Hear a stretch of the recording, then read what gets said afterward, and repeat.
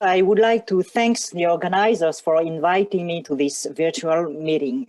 I would like to share with you some data about OCT-A and optic disc edema. In clinical practice, it could be hard to differentiate the different kinds of optic disc edema, and especially ischemic optic neuropathy from papillitis. You may know that the ophthalmoscopic appearance is not always sufficient, such as fluorescein angiography. Indeed, if a vascular filling delay is a good clue for the diagnosis of an ischemic optic neuropathy, it is only visible at the early phase, and during the late phase, there is a leakage which hides all the vasculature. And furthermore, as you know, it's a more aggressive investigation. With the angioplex, we have already described the morphological characteristics of the three kinds of optic disc edema. A vascular dropout and vascular tortuosity of the peripapillary network in the ischemic optic neuropathy, some capillary tortuosity of the optic disc surface giving a bushy or glomerular aspect in papilledema, and some regular vascular dilation of the capillaries, and overall the absence of a vascular dropout in papillitis. And with plexelite, we get the same characteristics, but with more details, as you can see here. You may know that the vascular peripapillary network is obtained with a superficial segmentation from ILM to IPL, including CGL and RNFL.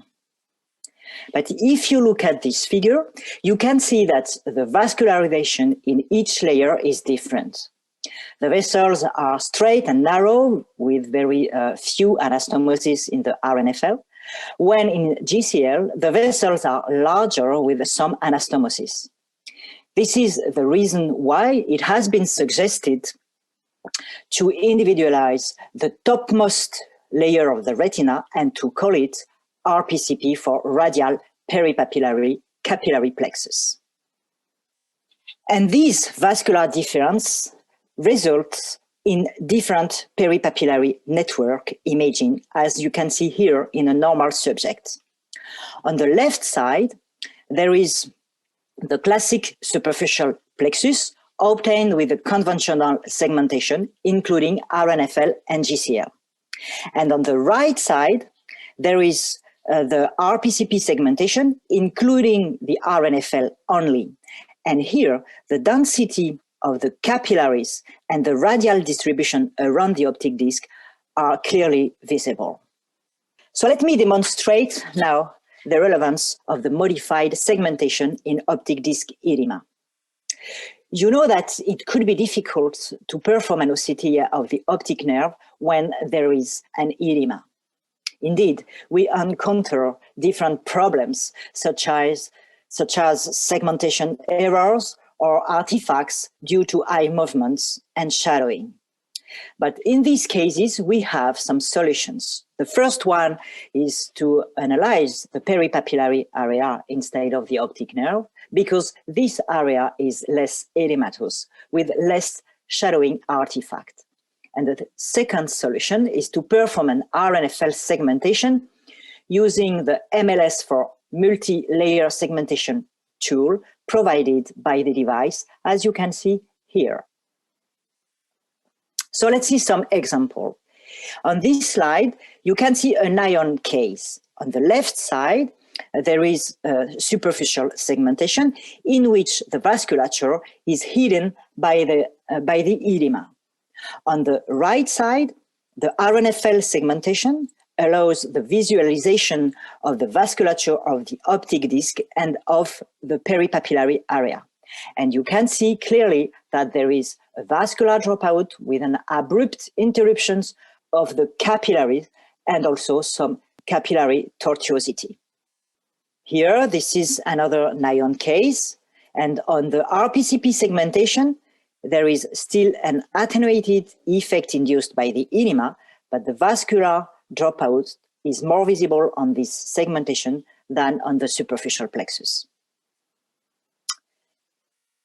In a retrospective study conducted in 15 patients with NION, we have demonstrated that the morphological analysis changed depending on the segmentation. For example, the vascular dropout was found in 100% of the patients in the superficial segmentation and only in 60% of the patients in the RPCP segmentation. So we concluded that because of the mask effect induced by the edema, the vascular dropout must have been overestimated in many studies. And in papillitis, the RPCP segmentation is also very useful.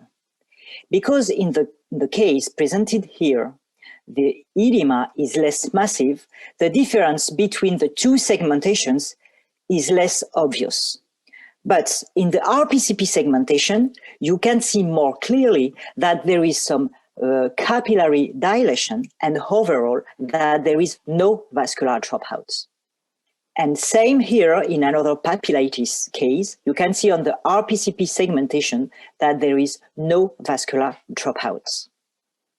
Concerning quantitative analysis, there is a growing number of studies, but with varying conclusion.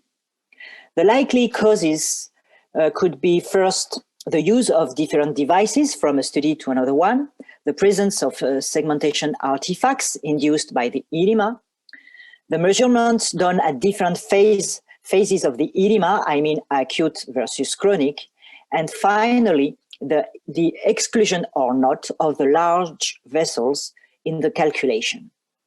So today, these quantitative data are interesting for group trials, but are not very useful for individual care. So in conclusion, I think that OCTA can help in the diagnosis of the optic disc edema etiology, but under certain conditions.